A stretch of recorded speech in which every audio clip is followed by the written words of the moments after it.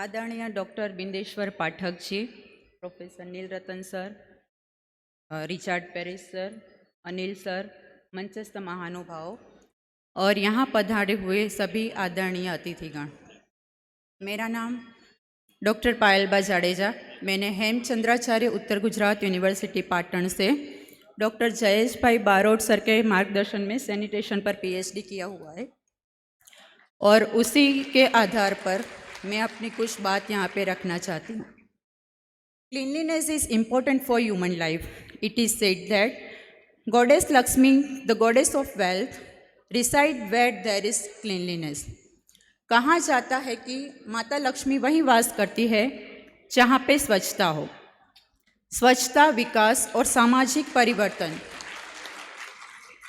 इन तीनों का आपस में घनिष्ठ संबंध है। एक विकसित समाज की पहचान क्या है? स्वस्थ मानव संसाधन। अगर उसका मानव संसाधन ही स्वस्थ होगा तो देश प्रगति के पथ पर आगे बढ़ेगा। हम स्वच्छता का एक सरल अर्थ कर सकते हैं। किसे कहते हैं स्वच्छता? जो साफ सुथरी जगह हो, जहाँ अपशिष्टों से मुक्त हो। यहाँ बैठे सभी को दो पिक्चर विजुलाइज कर रहे हैं।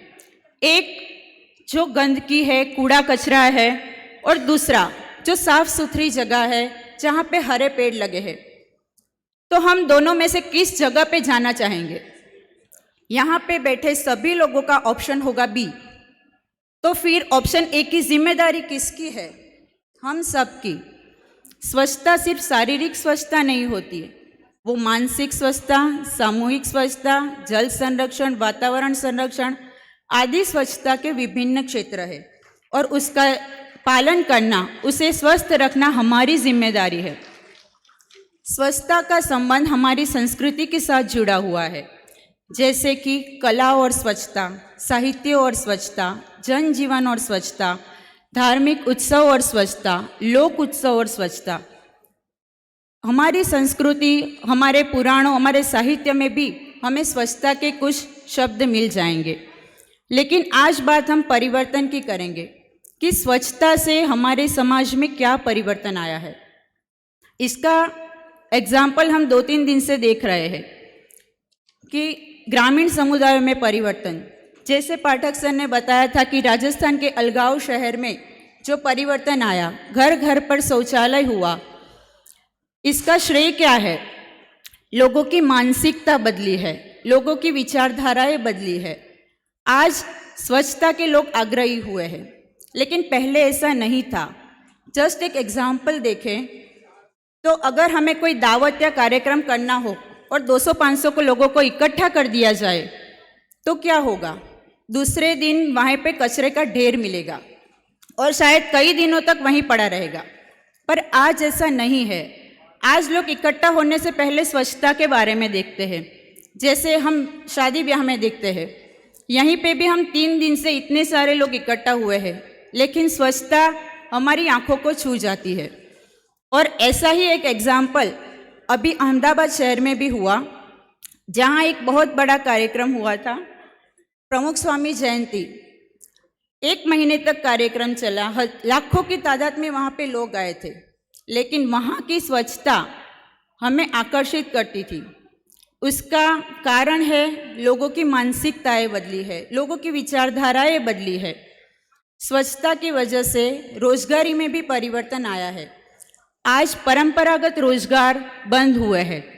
पहले ऐसा था कि कुछ लोगों को एक ही प्रकार का व्यवसाय करना पड़ता था, लेकिन आज ऐसा नहीं है। स्वच्छता जब स्वयं लक्ष्य हो जाती है तो लोगों को नए व्यवसाय प्राप्त करने का अवसर मिलता है। हम अपनी स्वच्छता खुद करेंगे तो दूसरे लोगों को भी मौका मिलेगा कि वो अपने हिसाब से अपना व्यवसाय चुन सके। शौचालय आज एक सामाजिक प्रतिष्ठा बन गया है। पहले हम ये नाम लेने से कतराते थे, लेकिन आज घर घर शौचालय होना एक प्रतिष्ठा का साधन माना जाता है। सिर्फ मैं अंत में इतना कहना चाहूँगी कि स्वच्छता हमारे मानव जीवन की एक आदर्श जीवन शैली है। इस विचार और धारणा को अभी भारत में दृढ़ करने की आवश्यकता है। अभी तक हमारी यही मानसिकता रही है कि गंदगी फैलाने वाला बड़ा और गंदगी उठाने वाला इंसान छोटा होता है। गांधी जी अपने हाथों से कचरा और शौचालय स्वयं साफ करते थे, क्योंकि वो मानते थे कि मानव ही मानव का मल उठाए ये अमानवीयता है। अपनी गंदगी दूसरों से साफ करवाना और वही साफ करने वाले को अछूत मानना, ये कहाँ की मानवीयता है। अभी यह एक अक्षम्य अपराध है और इसी सामाजिक समस्या को हमें गहराई के समझने की आवश्यकता है। मैं अपने एक पॉइंट यहाँ पे रखना चाहूँगी।